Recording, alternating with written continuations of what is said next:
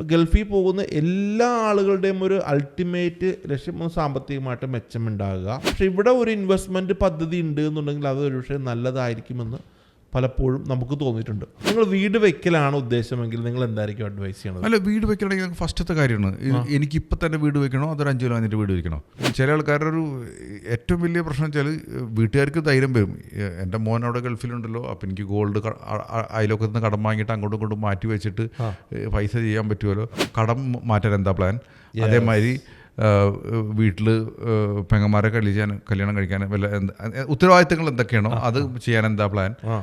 ഞാൻ വീട് വെക്കണം നല്ലതാണ്, ഇൻവെസ്റ്റ് ചെയ്യണം നല്ലതെന്നുള്ളത് അദ്ദേഹത്തിൻ്റെ ഒരു റിക്വയർമെൻറ്റ് കൂടി നോക്കണം. അപ്പോൾ പലപ്പോഴും ഇങ്ങനെ വീട്ടിലെ കുറേ കാര്യങ്ങൾ ചെയ്യേണ്ട ആൾക്കാർ വേറൊരു പ്രശ്നം പറഞ്ഞു കഴിഞ്ഞാൽ ഉള്ള കാശ് മൊത്തം വീട്ടുകാർക്ക് ഇങ്ങനെ അയച്ചുകൊണ്ടിരിക്കുക. അതാണ് ഞാൻ പറഞ്ഞത്. അതിൻ്റെ ഒരു പ്രശ്നം പറഞ്ഞാൽ ഇവർക്ക്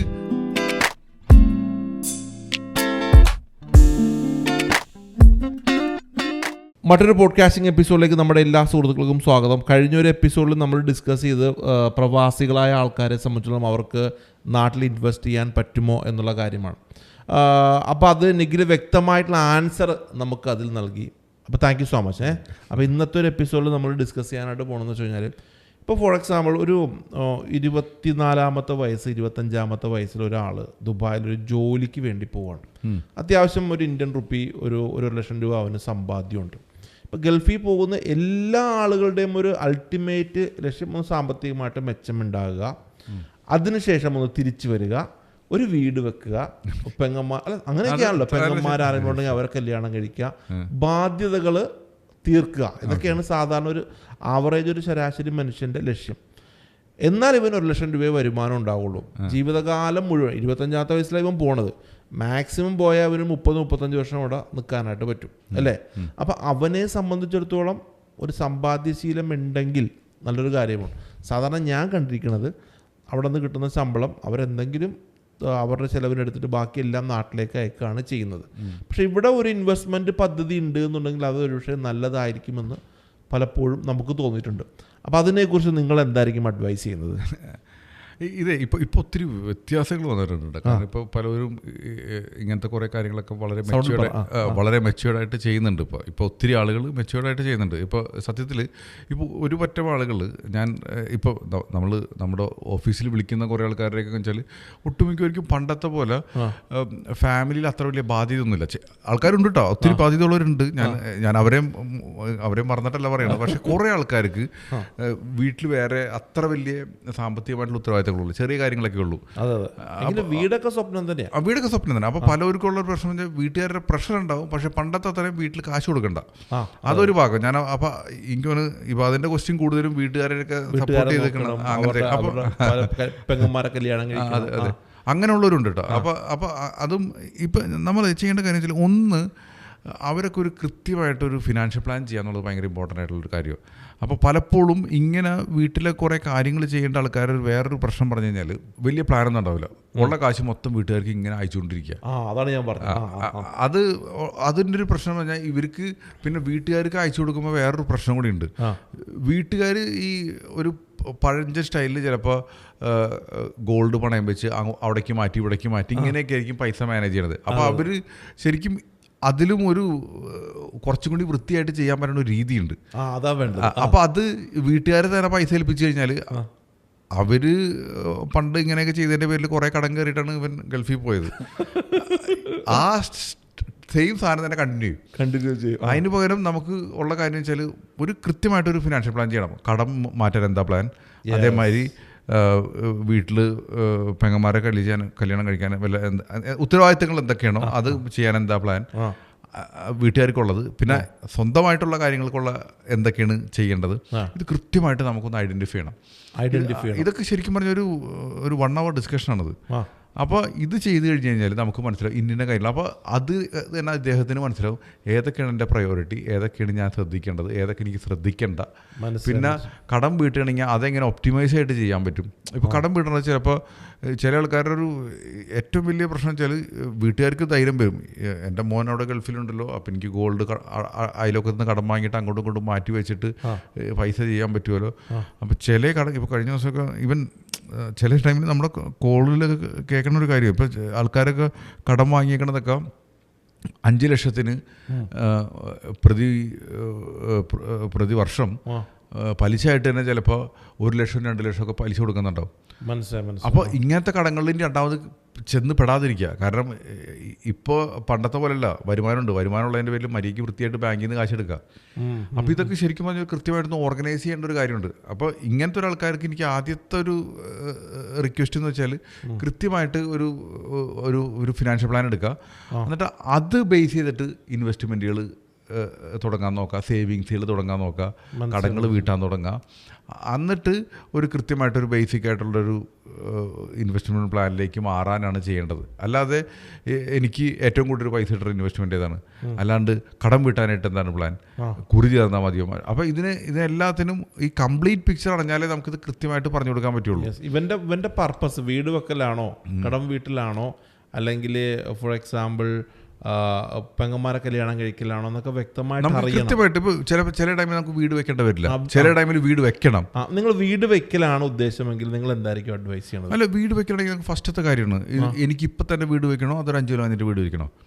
ഇപ്പോൾ കഴിഞ്ഞ ദിവസം എന്നെ ഒരു ആള് എന്നെ പെട്ടെന്ന് വിളിച്ച് പറഞ്ഞ് എനിക്ക് നമ്മുടെ ഒരു ഫ്രണ്ടിന് 2 ലക്ഷം 2.5 ലക്ഷം രൂപ ശമ്പളമുണ്ട്, ആൾക്ക് പെട്ടെന്ന് വീട് വെക്കണം. അപ്പോൾ ഞാൻ ചോദിച്ച് ഈ പറഞ്ഞ ആൾ വീട് വയ്ക്കാനായിട്ട് ബഡ്ജറ്റൊക്കെ ചെറിയ ബഡ്ജറ്റാണ്, അത്ര വലിയ ബഡ്ജറ്റ് ഞാൻ കണ്ടില്ല. അപ്പോൾ ഈ ഒറ്റയടിക്കാണെങ്കിൽ ലോൺ കിട്ടും. അപ്പോൾ ഞാൻ പറഞ്ഞ കാര്യം വെച്ചാൽ അറ്റ്ലീസ്റ്റ് ഒരു 1.5 വർഷത്തേക്കൊന്ന് വൈകിക്കാൻ പറ്റുമോ, കാരണം ഇയാൾക്ക് മാസം 1.5-2 ലക്ഷം രൂപ സേവ് ചെയ്യാൻ പറ്റുന്നുണ്ട്. അപ്പോൾ വീട് വയ്ക്കേണ്ട ചെറിയ പൈസ വേണം. അപ്പോൾ ഈ പൈസ നമുക്ക് എന്തുകൊണ്ട് നമുക്കൊരു SIP ആയിട്ട് ഇൻവെസ്റ്റ് ചെയ്തോടെ 1.5 വർഷത്തേക്ക്. അപ്പോൾ കയ്യിലൊരു ഞാനീ പറഞ്ഞത് ഇങ്ങനെ ചെയ്ത് കഴിഞ്ഞാൽ തന്നെ 15-20 ലക്ഷം രൂപ കയ്യിലുണ്ട്. അപ്പോൾ ഇത് വെച്ചിട്ട് ചെയ്താൽ പോരെ, അപ്പോൾ നമുക്ക് ലോൺ എടുക്കണ്ടല്ലോ. അപ്പോൾ ഇത്തരം കാര്യങ്ങൾ പറയുമ്പോൾ ഓക്കെ അങ്ങനെ ഉണ്ടല്ലേ. അപ്പോൾ അതിന് നമുക്ക് ഉള്ള കാര്യം വെച്ചാൽ അല്ലെങ്കിൽ പറമ്പ് വാങ്ങണ രണ്ടായിട്ട് നമുക്ക് പറമ്പുണ്ടോ, പറമ്പില്ലാന്നുണ്ടെങ്കിൽ ആദ്യം പറമ്പ് വാങ്ങിയിട്ട് കുറച്ച് കഴിഞ്ഞിട്ട് വീട് വയ്ക്കുക. ഇത് ഡിലേ ചെയ്യാൻ പറ്റുമോ? അപ്പോൾ നമുക്കൊരു അറ്റ്ലീസ്റ്റ് ഒരു വർഷം അല്ലെങ്കിൽ 2 വർഷം റെൻറ്റിൽ താമസിച്ചിട്ട് ഇങ്ങനെ പൈസ സമ്പാദിച്ചിട്ട് ചെയ്താലും മതി. ഇപ്പൊ സാധാരണ ഇവൻ ചെയ്യാമോ 2.5 ലക്ഷം രൂപ ഇവന് വരുമാനമുണ്ട്, ശമ്പളം ഉണ്ടെങ്കിൽ ഇവന് പോയിട്ട് ഒരു 60 ലക്ഷം രൂപ ലോൺ അങ്ങോട്ട് എടുത്തു. പിന്നെ തീരുമാനമായില്ലേ ഒരു 20 വർഷത്തേക്ക് അല്ലെങ്കിൽ ഒരു 10 വർഷത്തേക്ക് ഒരു തീരുമാനമായില്ലേ. അത് അവൻ ഡിലേ ചെയ്ത് കഴിഞ്ഞാൽ അവൻ ഈസി ആയിട്ട് മാനേജ് ചെയ്യാൻ ഈസി. അത് ഡിലേ ചെയ്യും. അത് എന്ന് വെച്ചാൽ ഇതൊരു ഭയങ്കര ഡിസ്കഷനാണ്. കാരണം ചില ടൈമിൽ ഇവർക്ക് ചിലപ്പോൾ കൂട്ടുകുടുംബത്തിൽ നിൽക്കുകയായിരിക്കും, ഇവർക്ക് മാറേണ്ട ആവശ്യമുണ്ട്. അപ്പോൾ നമുക്ക് ചോദ്യം വെച്ചാൽ മാറുകയാണെങ്കിൽ നമുക്ക് റെൻറ്റ് മാറിയാൽ പോരെ. അപ്പോൾ ഇത് നമുക്കൊരു ഹാർട്ട് ടു ഹാർട്ട് ടോക്കിലാണ് നമുക്കിത് മനസ്സിലാക്കാൻ പറ്റുമോ. അപ്പോൾ അങ്ങനെ മനസ്സിലാക്കി കഴിഞ്ഞ് കഴിഞ്ഞാൽ നമുക്ക് കൃത്യമായിട്ട് നമുക്ക് നോക്കാൻ പറ്റും ഇതെന്ത് ചെയ്യണം എന്നൊക്കെ ഉള്ളത് പറഞ്ഞു. നമുക്ക് ഒരിക്കലും ഒരു ഹാഫ് ആൻസർ ഇതിനില്ല. ഞാൻ വീട് വെക്കണം നല്ലതാണ്, ഇൻവെസ്റ്റ് ചെയ്യണം നല്ലതെന്നുള്ളത് അദ്ദേഹത്തിൻ്റെ ഒരു റിക്വയർമെൻറ്റ് കൂടി നോക്കണം. ഇപ്പോൾ ചില ടൈമിൽ വീടെല്ലാവരും ഉണ്ടാവും, പക്ഷേ ഒരു അന്തസ്സ് ആദ്യം വീട് വാങ്ങണതല്ലേ എന്നുള്ളൊരു ഇതിലാണ് പോകണമെന്നുണ്ടെങ്കിൽ അതിൻ്റെ ആവശ്യമില്ല. അപ്പോൾ ഇപ്പോൾ പറഞ്ഞില്ലേ 2 ലക്ഷം ശമ്പളമുണ്ട്, 60 ലക്ഷം ലോണ്. അതൊരു വേറെ കമ്പൽഷൻ ഒന്നും ഇല്ലാന്നുണ്ടെങ്കിൽ അങ്ങനെ എടുക്കേണ്ട ഒരു കാര്യമില്ല. കാരണം ഈ 60 ലക്ഷം രൂപ ലോൺ എടുത്തു കഴിഞ്ഞാൽ 10 വർഷം കൊണ്ട് അടച്ചു തരുമ്പോഴേക്കും നമ്മൾ 1,20,000 രൂപ അടച്ചു തരണം. അപ്പോൾ 60 ലക്ഷം രൂപ ഇൻട്രസ്റ്റ് ആയിട്ട് നമ്മൾ വെറുതെ കൊടുക്കണം. അപ്പോൾ എൻ്റെ ചോദ്യം വെച്ചാൽ 5 വർഷം നമ്മളൊന്ന് ആ EMI എത്രയാണോ കൊടുക്കാൻ നിങ്ങൾ തയ്യാറാവുന്നത് ആ പൈസ നിങ്ങൾ SIP ലിട്. അത് കഴിയുമ്പോൾ 5 വർഷം കഴിയുമ്പോൾ ലോണാണെങ്കിൽ അങ്ങോട്ട് കൊടുക്കണം ഇൻട്രസ്റ്റ്. ഇങ്ങോട്ട് കിട്ടും ഇൻട്രസ്റ്റ് അല്ല ഇൻട്രസ്റ്റോ പ്രോഫിറ്റോ എന്തായാലും. അപ്പൊ അങ്ങനെ ചെയ്താൽ പോരെ. അപ്പോൾ അത് അവന്റെ നീഡ് എന്താണെന്ന് ആദ്യം പഠിക്കണം.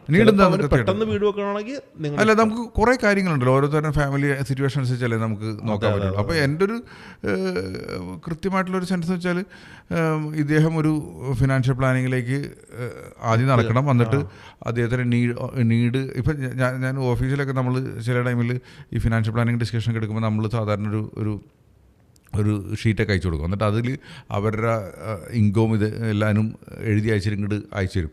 അപ്പോൾ ചില ആൾക്കാരൊക്കെ നമ്മളോട് പറഞ്ഞൊരു കാര്യമുണ്ട്, ഇത് ഫില്ല് ചെയ്ത് കഴിഞ്ഞപ്പോൾ തന്നെ എനിക്ക് പകുതി ക്ലാരിറ്റി കിട്ടി. എന്നിട്ട് ആ ഡിസ്കഷൻ കൂടി കഴിയുമ്പോൾ അവർ പറഞ്ഞ കാര്യം വെച്ചാൽ എനിക്കിനി എങ്ങോട്ട് പോകണം എന്നറിയാം. പിന്നെ അത് ഇപ്പോൾ പലപ്പോഴും നമ്മളടുത്ത് അത് ചെയ്ത് കഴിഞ്ഞിട്ട് പിന്നെ ഇപ്പോൾ നമ്മളീ കൂടെ തന്നെ ഇൻവെസ്റ്റ് ചെയ്യണമെന്നുണ്ടെങ്കിൽ നമുക്കൊരു റെഗുലറായിട്ട് അതൊന്ന് മോണിറ്റർ ചെയ്യാം. അപ്പോൾ പലപ്പോഴും ഇത് ചില ആൾക്കാർ പ്ലാനിങ് എടുത്ത് പോവും, എന്നിട്ട് ഒരു കൊല്ലം കഴിഞ്ഞിട്ട് അങ്ങോട്ട് ഉഷാർ കിട്ടില്ല എന്ന് പറഞ്ഞിട്ട് അത് ഇംപ്ലിമെൻറ്റ് ചെയ്യാണ്ട് പിന്നെ ഇരിക്കണ്ടാവും. അതിന് പകരം ആ ടൈമിൽ തന്നെ അറ്റ്ലീസ്റ്റ് ചെറിയ രീതിയിലെങ്കിലും ഇൻവെസ്റ്റ് ചെയ്യാൻ തുടങ്ങി കഴിഞ്ഞ് കഴിഞ്ഞാൽ പിന്നെ ഇപ്പോൾ ചിലപ്പോൾ ഇയാളുടെ പ്ലാനൊക്കെ അനുസരിച്ച് ചിലപ്പോൾ 1 ലക്ഷം ഇൻവെസ്റ്റ് ചെയ്യണമായിരിക്കും. പക്ഷേ ഇപ്പോൾ ഞാൻ പറഞ്ഞു വെച്ചാൽ എത്ര രൂപ ഇൻവെസ്റ്റ് ചെയ്യാൻ 5000 രൂപ ഉള്ളൂ, അല്ലെങ്കിൽ 2000 രൂപ ഉള്ളൂ. 2000 തുടങ്ങി കഴിഞ്ഞാൽ നമുക്കറിയാം ഇത് എൻ്റെ ജീവിത ലക്ഷ്യങ്ങൾ എത്താനായിട്ട് 98,000 രൂപയുടെ കുറവുണ്ട്. അതെത്തിക്കാനായിട്ട് നമുക്ക് ചിലവ് കുറയ്ക്കാൻ പറ്റും, പിന്നെ ഇൻകം കൂട്ടാൻ പറ്റും. പക്ഷേ ആ 2000 രൂപയെങ്കിലും തുടങ്ങാനുള്ള മനസ്സ് കാണിച്ചില്ലെങ്കിൽ അത് പിന്നെ നാളെ നീളെ പറഞ്ഞിട്ട് പോകും. അപ്പോൾ എനിക്കിതിൻ്റെ നമ്മുടെ ഓഡിയൻസിനോട് പറയാനുള്ളത്, ഇപ്പോൾ ഒരു ചെറുപ്പക്കാരൻ, ഒരു യുവാവ് 25-ാമത്തെ വയസ്സിൽ പ്രവാസിയായി, അവൻ 1.5 ലക്ഷം രൂപ ശമ്പളമുണ്ട്, അവൻ്റെ ലക്ഷ്യം ഒരു വീടാണെങ്കിൽ ഓടിക്കേറി ലോൺ എടുക്കാതെ ഒരു ഫിനാൻഷ്യൽ പ്ലാൻ ഉണ്ടാക്കിയതിന് ശേഷം ഇതിലേക്ക് ചിന്തിക്കുന്നത് നന്നായിരിക്കും അല്ലേ? അപ്പോൾ എന്തായാലും ഈ ഒരു എപ്പിസോഡ് വളരെ ഇൻട്രസ്റ്റിംഗ് ആയി.